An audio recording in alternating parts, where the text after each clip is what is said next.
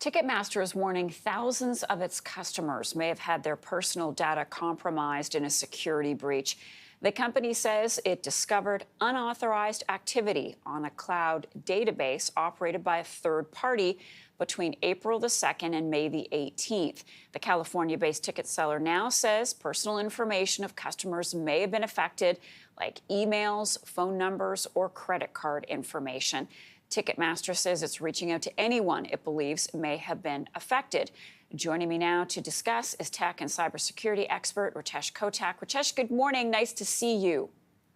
Good morning. Thank you for having me. So no one likes to hear this news, but I am wondering, how serious is this data breach?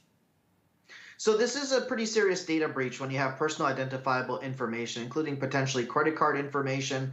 So that's your financial information, your address, your email address as well, getting into the hands of hackers that could then use it for nefarious purposes. A lot of people may not think, oh, it's just my credit card, it's just my home address, email address. Who really cares? Well, the problem is that you take this piece of data and then you start collecting other pieces of data from other hack sites. And when you start compiling all that information, aggregating it, it paints a pretty intrusive image about a person. So any data breach is serious. And this one in particular, given the sensitive information that was released to hackers.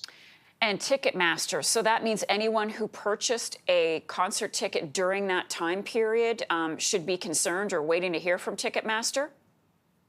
Yeah, you'll get a notification. It's what we call direct notification from the organization to impacted users where personal identifiable information had been potentially compromised.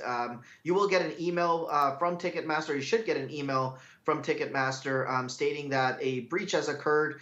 You would get access to, I believe it's 12 months of identity protection services. In addition to that, some steps that an individual can take to protect themselves, but you will be directly notified. How common is it for big companies like Ticketmaster to experience data breaches like this one?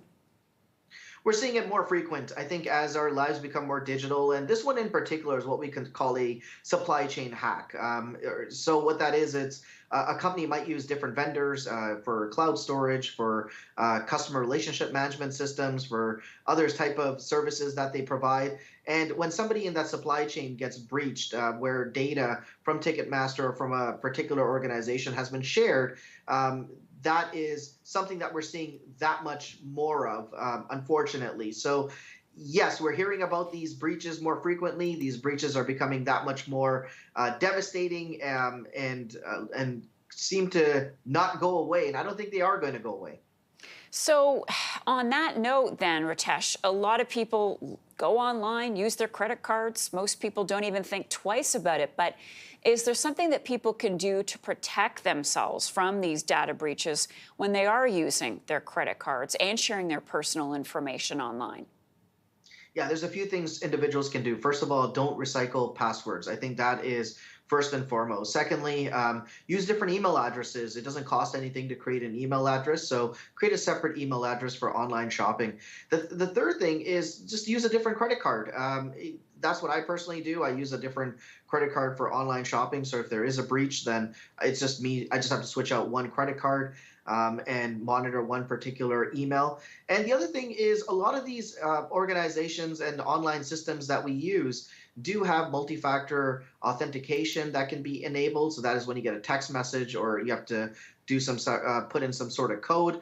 And they also have logs. So make sure you go and visit those logs. It will tell you what devices have logged into your account. And if there's any inauthentic behavior or logins that you don't recognize, then you can go ahead and end those sessions and change your password. So there is a responsibility, I think, on the user and on the vendor to ensure that the tools are available and those tools are being used. Great advice, Ritesh. Great to see you this morning. Thanks so much for your time with us.